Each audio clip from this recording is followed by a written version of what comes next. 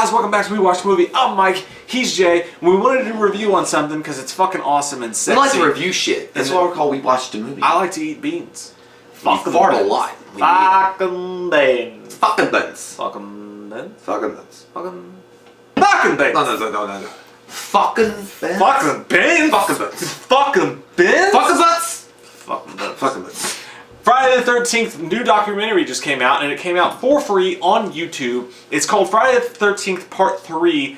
Part 3, the Memoriam documentary. Friday the 13th Part 3, the Memoriam documentary. Now this came out for free on YouTube. We'll put a link down below where you guys can go watch it because it's fucking super rad that they did that, and they did it in the way that they did it because here's the thing. They did, if you guys have watched, if you're Friday the 13th fans, I'm sure you have, his name was Jason. The huge fucking documentary that really goes into huge detail. I haven't watched it, Mike. What the? Don't ruin it, motherfucker. Charlotte Fritz. Don't ruin it, bitch. They go into huge detail on all these movies, and it's fucking fascinating to watch. But one thing I did know, and I noticed.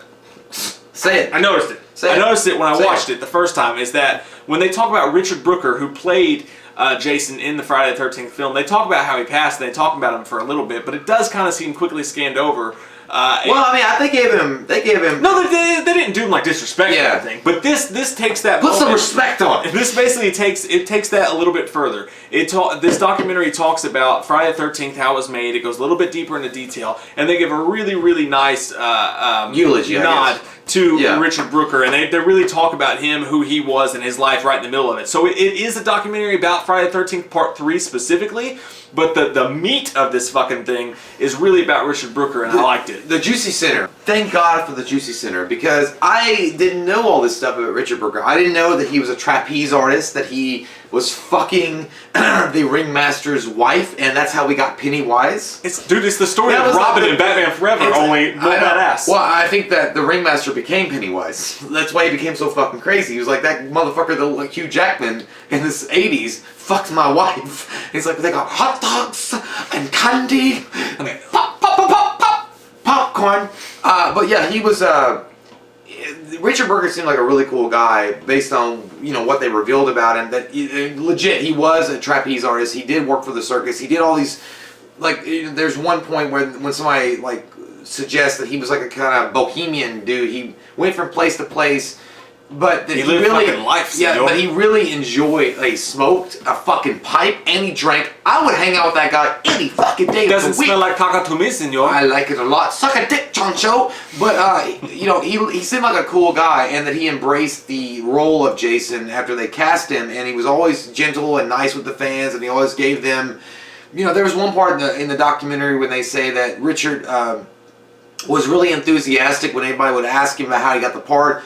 Even though he told the story 15,000 times, he really enjoyed and was great with the fans. So that's cool to see. But they also go in and we have interviews with Shelley. We have the interviews with Shelley and fucking bandana wearing guy that I thought was way older than 17 years old in Part 3. That guy looked like he was 45. Like, why are you hanging out with these kids smoking dope? I didn't know a lot of the things that went on behind this movie. Especially they talk about like how iconic the mask became and how that came about. One of the producers was a huge hockey fan. It was the guy in charge of the 3D special effects stuff. Was a huge hockey fan. He kept a bag of hockey equipment, like, cause that's kind of a loser. Fucking awesome. I gotta go to the gym later. That's kind of a loser thing. It's like nobody else is gonna go play street hockey. People always do. No, but it's like, hey, you'd be like walking with a satchel bag. You'd be like, hey, I got some hockey shit. You want to hang out? You want to hang out later on and play? You're like, nah, man. I get it. I get weird. I'm not gonna do that. I get weird looks when I walk into the office with my gym bag.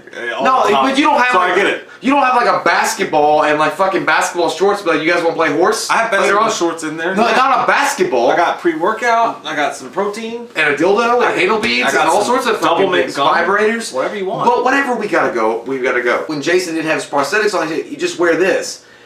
Yeah. And that's where the legend was born. It was like, because the guy even says in the documentary, it was by accident completely that it happened. Another thing that this does awesome is that moment right there, because they had to do a screen test or something, and they didn't have the shit ready, so they just threw out that mask. But what I like about this is if you're a fan of the His Name is Jason documentary and you've watched that, there's a huge like gray area. There's like 4 or 5 different people in that doc where they're like, I'm not saying anything, but it was me. I'm the one who brought out the mask. And then there's another guy who's like, it was my idea. And then there's one of the producers like, it was his idea. This just says it. It was this guy. Yeah. He's the fucking one that did it. And it almost feels like that's real. I think that's real. Like, because it seems so accidental. It does seem like that would happen. Like, they added the triangles. Yeah. But that was the only, they added that, and that became the iconic mask. But I want to talk about the Richard Brooker guy. He seemed like a really nice guy because it seemed like in the documentary everybody was talking about how cool of a guy he was and that he was very like cultured and he was British and he was gangly and that they wanted to go with somebody that looked like tougher than what they cast. He was fucking ripped. As Sackhead. Dude was ripped. He was. Fuck. And people love Kane Hodder and I love Kane Hodder. Yeah. Like he's amazing. But this dude was, and I've always had a soft spot for the Jason 3 Jason despite the problems with the movie. Yeah. Because dude, the way he moved and the way he looked and how fucking big he was, I always call him Traps Jason because he just fucking walked with that thing. He looked like he had the physical roll down. He looked like he had an anvil on his back. He was like, "Do you see it?" Yeah. I would have loved to seen him in more Jason. He was a great Jason, and the thing about him though is he's a good-looking guy. Like you look at his younger pictures, he looked like, I'm not kidding, he looked like a young Hugh Jackman. Like there's a picture of him when he's smiling or whatever in the documentary. I swear to Christ, I thought it was Hugh Jackman. I see it. Yeah, and I'm like, fucking. I hate England sometimes because they produce some good-looking people and they have accents. He kind of looked like Daniel Craig too. No. Come to think of it. Not anymore. Yeah, a little Daniel He had Craig-ish. fucking Bill and Ted hair. There's another cool story in there about one of the cast members was going dancing and she was dancing and Yeah. a dude at the bar put something in her drink and he ran over to him and like threw him out of the fucking bar. It's like, you're a fucking good dude. He was a good guy. Like everybody had good things to say about him. There's a cool fucking story that I didn't know about the cabin. These fucking kids. Oh yeah, the fucking assholes. And it gets really weird here in a second. We'll get to that, but it gets really weird here in a We'll second. get to that little guy. The little guy right there, don't worry about that. No, don't worry about that little guy. But it tells the story of these kids. They go to this cabin, and they're these kind of rich kids who don't give a fuck about whatever. They get their truck stuck. I got daddy's money. Yes. They go to the cabin, and they're getting fucked up, just like kids from Friday the 13th. Whereas before, this cabin was this really cool thing.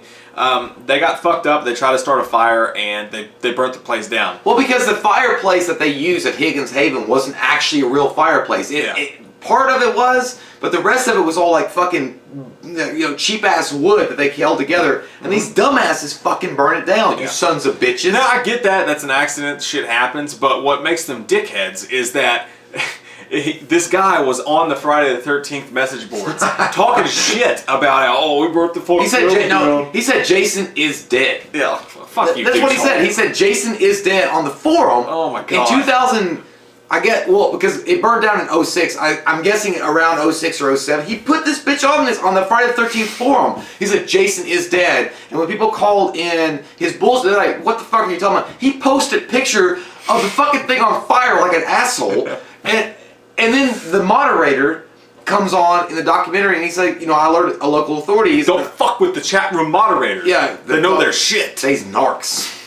But, good for him. Slowly tickle your butt. He alerted the local authorities. They went to investigate.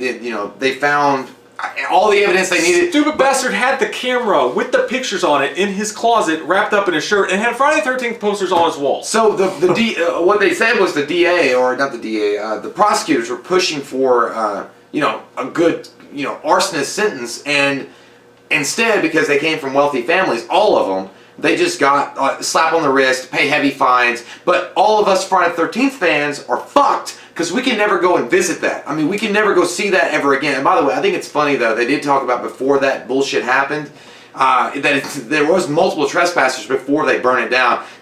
Weddings secretly were filmed there, porno, satanic rituals, Richard Simmons workout videos, but whatever, they all filmed it there. I mean, you say Richard Simmons or satanic. No one will ever know. What his excuse was for burning it down or posting pictures of it was he wanted to fuck with the nerds. That's what he said. He was like, I'm a Friday the 13th fan, but I hate the fans. And he wanted to post those pictures to fuck with the nerds. So I felt like I was Ving Rhames in Pulp Fiction. He's like, I'm gonna get a couple of hard-hitting brothers to go to work on the homes here. I was like, fuck these motherfuckers. But they kind of give you some justice in the documentary because they kind of recreate. It's weird. It is weird. It's not good. It's not a good little short. And I will say why. It's cool that they are going that far to say, what if things went differently? to show if maybe Jason intercepted these guys and fucked them up. It's legitimately like they say that. They're like, what if things went differently? And then the end of the documentary is literally like a Jason short of Jason finding these kids and murdering them one by one. The problem with that little short is not that there's gotta be some legal shit. Well, I'm not saying go out and fucking like kill someone in fiction. That's exactly what I was saying. It's like what? So you're endorsing the fact that what if some psycho fan was out there with a Jason mask and a fucking axe and chopping people's tits off? It was a rad idea. Like it was cool though because people got so angry. I like the balls. We can't fucking go out and ever visit Higgins Haven ever. Like we can never go and have that experience ever because these assholes didn't. They burned it down. God damn you, Scuba Steve. But I was thinking though. It was cool that they did this kind of as a appeasement, I guess, in some way. Kind of like working your demons out through fiction in some way. Neat idea, I liked it. But I was also thinking while I was watching, I was like, that's not Jason. Yeah, I was like, he's wearing fucking mow my lawn jeans. He was wearing mow my lawn jeans and fucking shoes that he got from Walmart, the Stardust. He looked like a '90s dad just went into his closet and grabbed whatever the fuck was in there. He had some fucking St. John. But the spirit was some there. Bugle Boys. Yeah, the spirit was there. I like Bugle Boys. Fuck you. Some Union Bays. I like Union Bay too. Dude has some Guess jeans. I was gonna say Levi, but anyway, either way, it was in good spirit. I get what they were doing and what they were going for, but in some way, you're thinking, are you endorsing somebody to kill these fuckers? like, go find out who they are on fucking forums and just be like, I'm gonna kill you with my Jason mask, and then people are like. As a whole, though, the documentaries, I really love that this exists. It's really cool. It should be longer. It could be longer, yeah, sure. And it's filmed really well. Like, the way they do it, it's not cheap. It doesn't look like it's filmed on someone's fucking Casio. But it's done. It's done. Didn't those go out in 1986? I don't know. I think it's a keyboard. But it's done really well. I like the way it's put together. The one thing I do want to say about this, though, is that all the people that from all the Friday films, we were talking about his name was Jason, to the documentary, to the Never Hike Alone that just came out, Great the people involved in that, all of it, the people throughout the years, for the most part, and I mean a huge amount of them are so fucking rad about this franchise. I love it. They're excited about it, they're willing to talk about it, they're willing to do interviews about it, they're willing to share so many details about it. And just the fact that you have, in the same year, even though the fucking Victor Miller and everybody can't get their goddamn hands out of their pants with the rights issues. Fuck you, Paramount. The people who made this what it is have such a deep love for it. And I think, as much as I love Halloween, I think even more so than the Halloween crew and all the people that came together to do this, they just seem like such a tight-knit group of people who are willing at any fucking point to come out and talk or give their blessings to people making these things. I fucking love that. You don't get that with superhero movies. You don't get other shit. Like Friday the 13th is their cast and the people in the past and all the stuff people entwined with it should get massive fucking respect for being so respected to this franchise. I agree with that wholeheartedly. I mean, I think it comes down to the fact that the horror community itself is such a unique and great brand of people that come together and they love a certain series of films, and they put it up on their shoulders and they carry it into the next generation of people, and they want to introduce it and keep introducing it. You get movies like I'm not saying they're all like this, but you get movies like Star Wars or Star Trek or bigger franchises where some of the actors are like, I don't want to be associated. Like Bill Murray. Bill Murray's great. I love Bill Murray, but Bill Murray's kind of a dickhead too, because he's like, I don't want to be. I'm not Peter Venkman. I mean, it's a joke. It's stupid. Why are Harrison Ford is like Han Solo.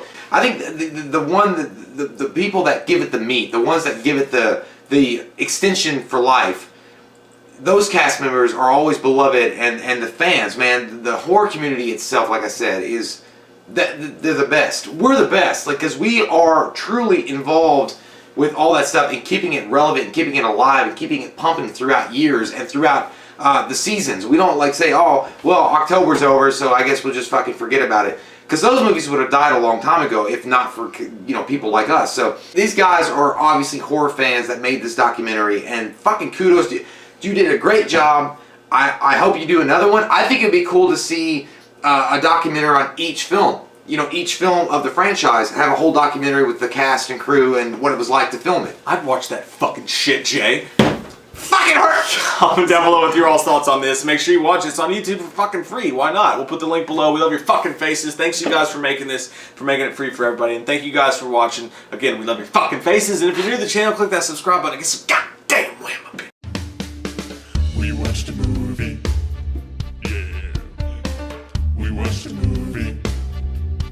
We watched it. We watched a movie. Yeah. You know what? We did a review. We watched a movie. We watched a movie.